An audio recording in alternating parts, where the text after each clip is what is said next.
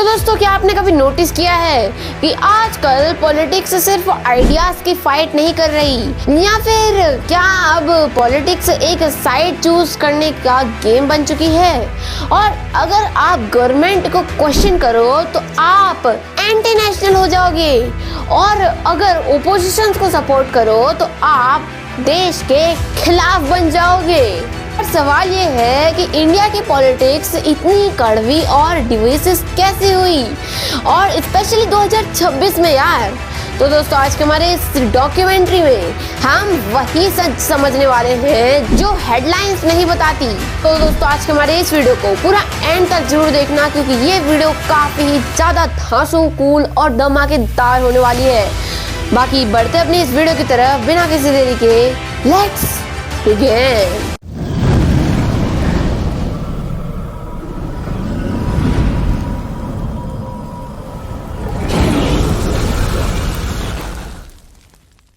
अब सबसे पहले हम जानते हैं कि ये पोलराइजेशन होती क्या है।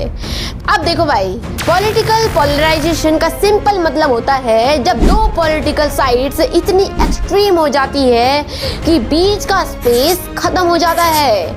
मतलब कि पहले डिबेट होती थी, अब अटैक्स होते हैं। पहले डिसएग्रीमेंट होते थे, अब दुश्मनी हो रही है। 2026 में इंडिया की पॉलिटिक्स में भी ये क्लियरली दिख रहा है।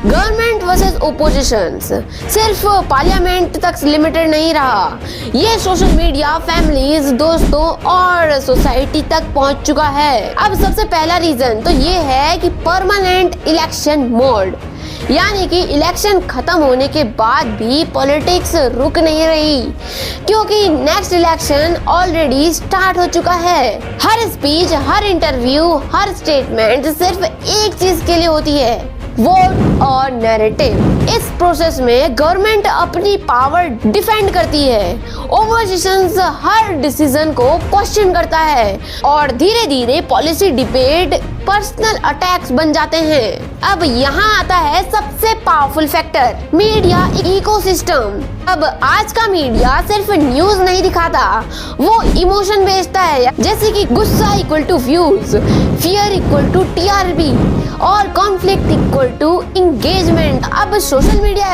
एल्गोरिथम भी वही कंटेंट पुश करता है जो लोगों को ट्रिगर करे। इसका रिजल्ट, एक साइड सिर्फ अपनी बात सुनना चाहती है और दूसरी साइड अपनी रियलिटी में जीती है। अब सच बीच में कहीं खो जाता है, और इसी इशू पर रिपोर्ट्स और एनालिसिस जैसे द न्यू इंडियन एक्सप्रेस ये बताते रहे हैं कि पॉलिटिकल कॉन्फ्रंटेशन कैसे डेमोक्रेटिक डिसीजंस को रिप्लेस कर रहे हैं। अब सबसे डेंजरस चीज है बाइनरी थिंकिंग, या तो आप हमारे साथ हो या हमारे खिलाफ हो। अब इस माइंडसेट में क्वेश्चन को बेट्रियल माना जाता है, क्रिटिसिज्म को कॉन्स्पिरेसी और डिसएग्रीमेंट को देशद्रोही।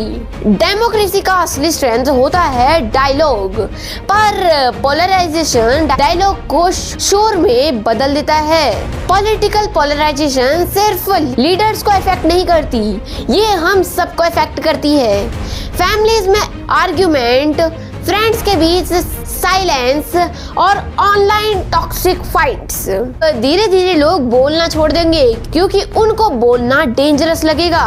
पर सबसे बड़ा सवाल ये है कि अगर हम सिर्फ साइड चूज करते हैं तो सच कौन पूछेगा?